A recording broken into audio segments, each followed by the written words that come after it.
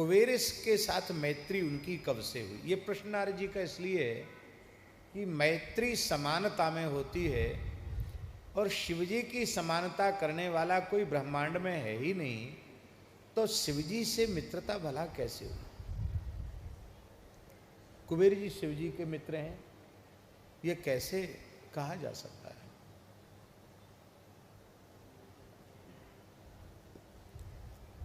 देखिए, भक्ति के 5 रस हैं: शांत, दास्य, सख्य, वात्सल्य और श्रृंगार।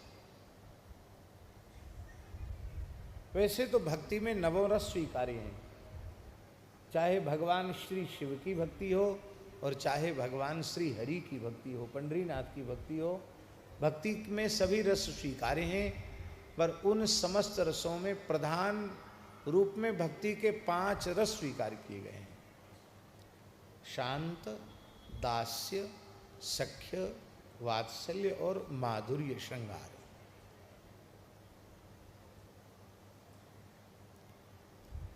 इन 5 रसों में जीव के द्वारा जो आस्वाद्य रस है, जिसका वह आस्वादन करने का अधिकारी है, जिस रस की उपासना में उसका सहज अधिकार है, वह भक्ति का रस है दास्य। क्योंकि भगवान सदाशिव नित्य स्वामी हैं और जीव उनका नित्य दास है। यही सनातन शाश्वत संबंध है। तो फिर वात्सल्य कैसे बनेगा, फिर सख्य कैसे बनेगा, फिर माधुर्य कैसे बनेगा? भक्ति में तो ये भी रस हैं कि नहीं? ये रस भी बनते हैं। ये जीव की पात्रता से नहीं बनते हैं, ये आराध्य की, उपास्य की कृपा करुणा से ये रस बनने लग जाते हैं। हम तो भगवान को मित्र नहीं कह सकते, पर भगवान ही हमको सखा बना लें तो? हमारा शरीर मलमूत्र का भांड है, प्रत्येक छिद्र से दुर्गंध निकल रही है, मल निकल रहा है, मलायतन है ये शरीर।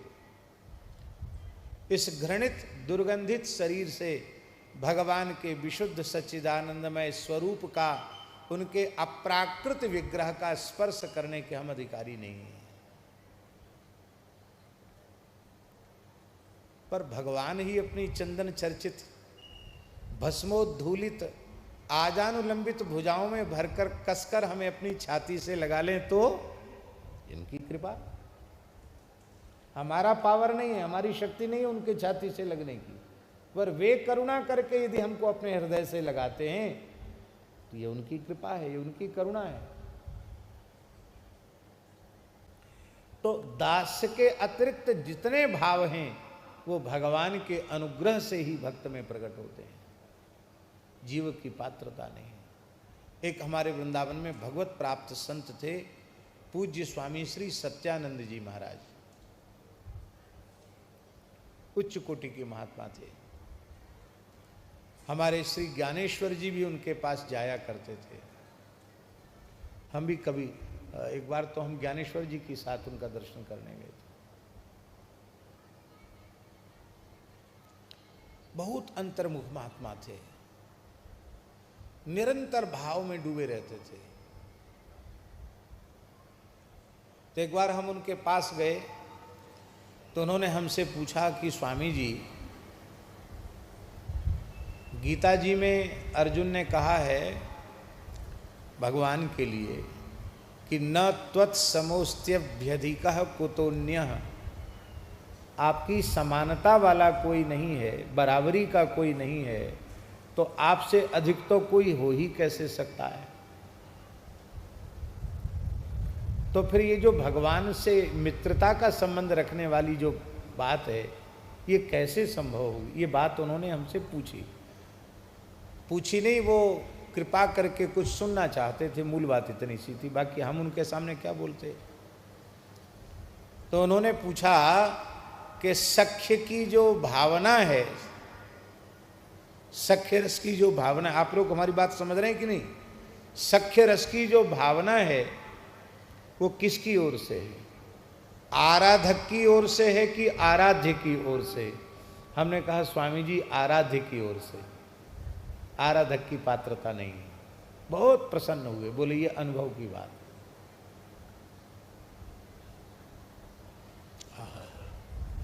तो इसलिए नारद जी को जिज्ञासा है कि भगवान शिव, उनकी समानता करने वाला भला कौन है?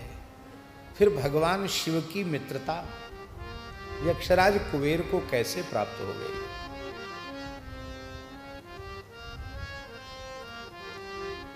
ब्रह्मा जी आनंद विभोर हो गए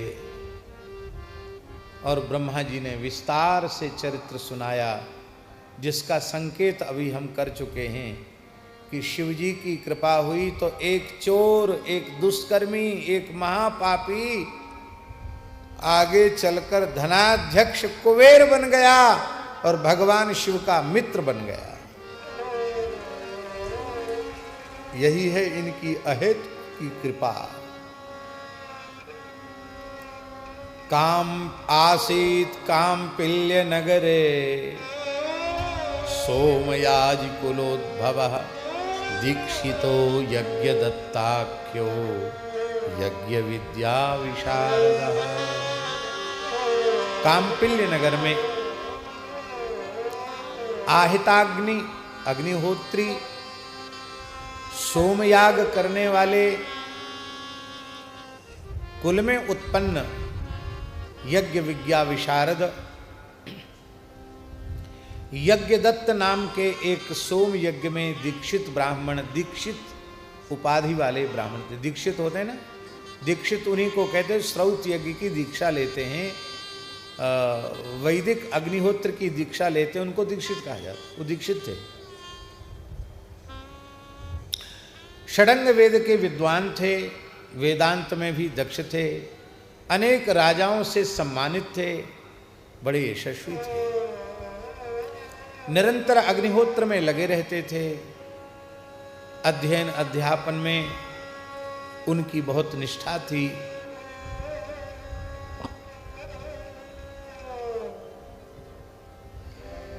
और एक विशेष बात है,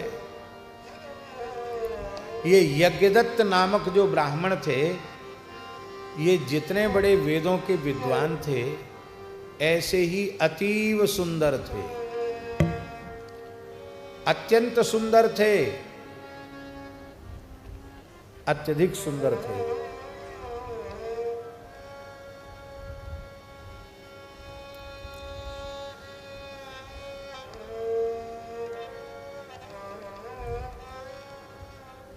उनके एक पुत्र का नाम था, उनके एक पुत्र था, उस पुत्र का नाम था गुणनिधि। नाम तो उसका गुणनिधि था, नाम तो उसका गुणनिधि था, पर था वो दुर्गुणों का भंडार। नाम का अर्थ प्रायः संज्ञा वाले व्यक्ति में घटित नहीं होता।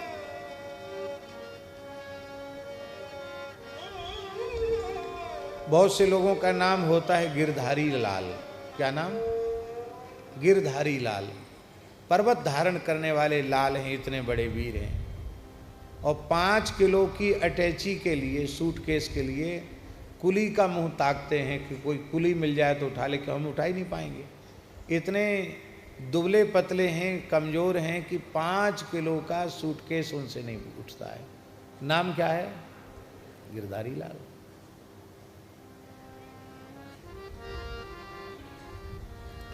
ऐसे ही संसार में नाम ऐसे होते हैं। जन्म से अंधत्व प्राप्त है, दिखता है ही नहीं, और घर में लोग कहते नैन सुख। नैन है ही नहीं तो नैन सुख कहां से आया?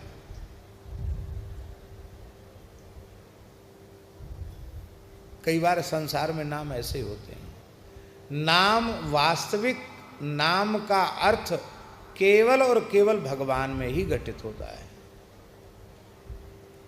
इसलिए नाम का अर्थ है भगवान नाम। और रूप का अर्थ है भगवत रूप। बाकी सब नाम रूप मिथ्या है, सब परिवर्तनशील, नष्ट हो जाने वाले, कोई सत्य नहीं है, वो घटित नहीं होते हैं। हमारे धर्म संघ वाले गुरु जी एक सुनाते थे कहानी। बोले एक बहुत बड़े पंडित थे, संस्कृत के विद्वान थे। उनके पिताजी ने उनका नाम रखा था कुरकुची। क्या नाम रखा था? कुरकुची। प्यार में लोग नाम रख देते हैं, कलुआ बलुआ ऐसे नाम धर देते हैं, तो कुरकुची नाम था उनका। बड़े विद्वान थे, बड़े ज्ञानवान थे, और उनकी जो पत्नी थी वो ही विदुषी थी, बड़ी कुलीना थी, रूपवती थी। पर वो कई बार झगड़ा करती थी, नाम बदल दो अपना, इतने बड़े पंडित होकर के नाम तुम्हें रखना नहीं आया, कुरकुची नाम, ये कोई नाम होता है? तो पंडित जी शांत भाव से कह देते, देखो माता पिता जो नाम रख दें वही ठीक है। नाम संसार के व्यवहार के संपादन का एक साधन है। तो हमारा व्यवहार इस नाम से चल रहा है, काम तो हमारा बढ़िया है। बोले काम से कुछ नहीं होता है, संसार में नाम ही सब कुछ है। तो पंडित जी बोले चलो तो हम देखते हैं नाम अच्छा कि काम अच्छा। तो देखते हैं किसके कैसे कैसे नाम है, उन नाम के अनुरूप उनका अर्थ उनके जीवन में घटित हो रहा है कि नहीं। तो ब्राह्मणी को लेकर पंडित कुरकुची जी चले, तो एक मुर्दा जा रहा था। राम नाम सत्य है, गोपाल नाम सत्य है, सत्य बोलो गत्य। बड़ी भीड़ थी, कोई बड़े आदमी थे, हजारों लोग उनकी स्मशान यात्रा में थे। तो पंडित जी ने किसी से पूछा कि ये किसका शरीर शांत हो गया, कौन जा रहे हैं? अरे बोले आपको पता नहीं, इस क्षेत्र के सबसे बड़े महान व्यक्तित्व थे, अब चल बसे हैं बेचारे, इनका नाम है अमर सिंह। बोले देखो नाम तो है अमर सिंह, तो मरे जा रहे हैं, अंतिम यात्रा निकल रही है इनकी। आगे और चले तो बांस की खपचियों में रस्सी बांध के एक पीपा इधर लटका के एक व्यक्ति पानी ढो रहा था। ऐसे झुला झुला के चलते ना वो लोग, उसमें कम थकान होती है, देखा होगा, कांवर जैसी लेके चलते हैं। तो वो पानी भर रहा था, भजन लेके जा रहा था। पंडित जी ने पूछा तुम्हारा नाम? बोले हमारा नाम है कुबेर। ले साहब, कुबेर जी पानी ढो रहे हैं। जो धनाध्यक्ष हैं उनकी ये हालत है। आगे बढ़े तो एक बेचारी माताजी, जो देखने में तो बहुत अच्छी थी, पर लगता था कि बहुत विपत्ति की मारी हुई है। शरीर पर साड़ी भी फटी पुरानी थी, केस भी उलझे हुए से थे, कोई श्रृंगार शरीर पर नहीं था, फिर भी सुंदर लग रही थी। और वो बहुत बर्तन रखे थे, बर्तन मांज रही थी।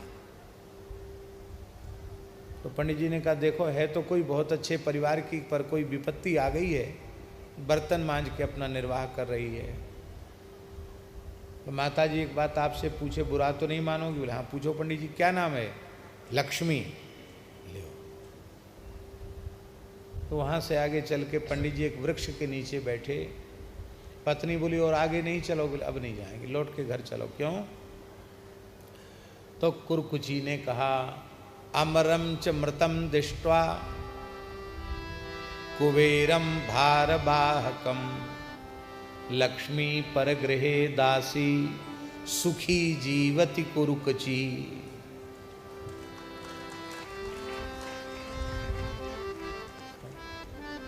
अमर को मरा हुआ देखा, कुबेर को भार ढोते देखा, लक्ष्मी को बर्तन मांजते देखा, इसलिए हमारा नाम कुरकुची ठीक है। सुखी जीवति कुरकुची। ये यज्ञदत्त जी का जो पुत्र था गुणनिधि, ये महा दुर्गुण की निधि था, बहुत दुष्ट प्रकृति का था।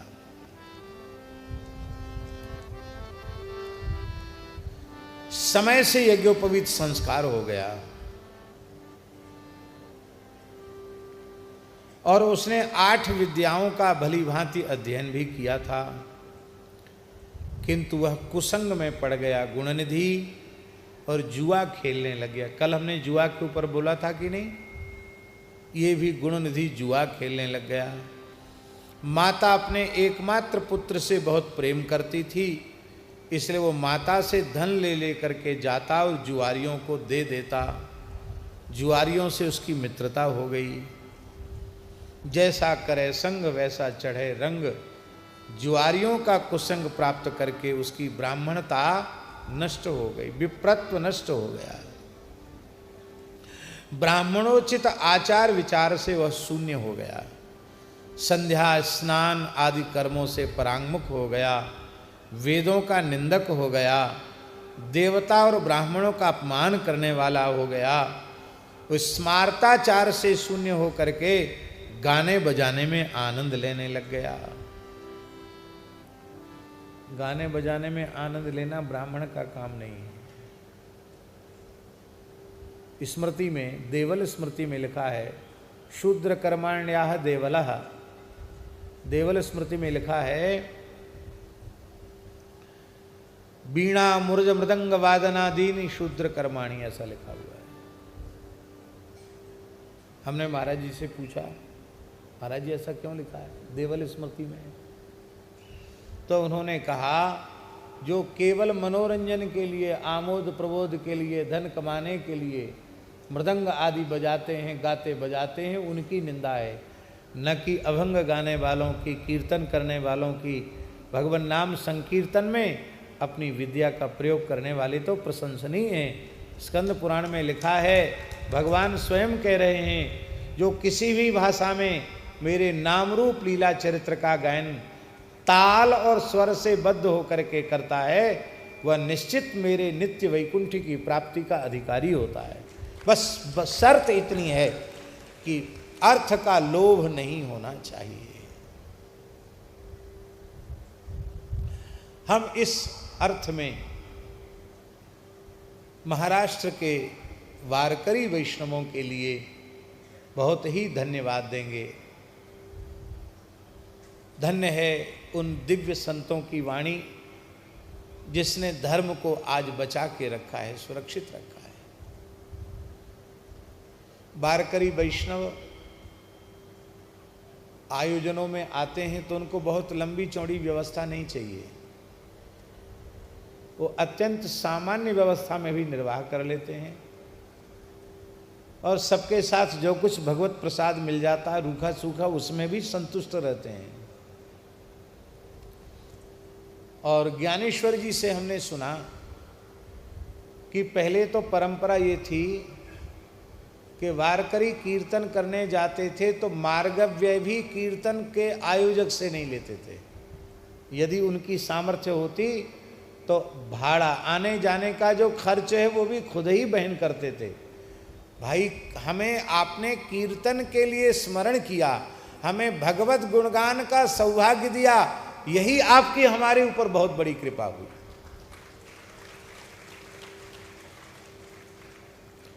क्या भगवान के नाम की, भगवान के रूप की, भगवान की लीला की जो चर्चा है, जो संत वाणियों का गायन है, क्या उसकी कीमत संसार में कोई व्यक्ति दे सकता है? क्या एक अक्षर की कीमत कोई संसार के व्यक्ति चुका नहीं सकता। कौन देगा?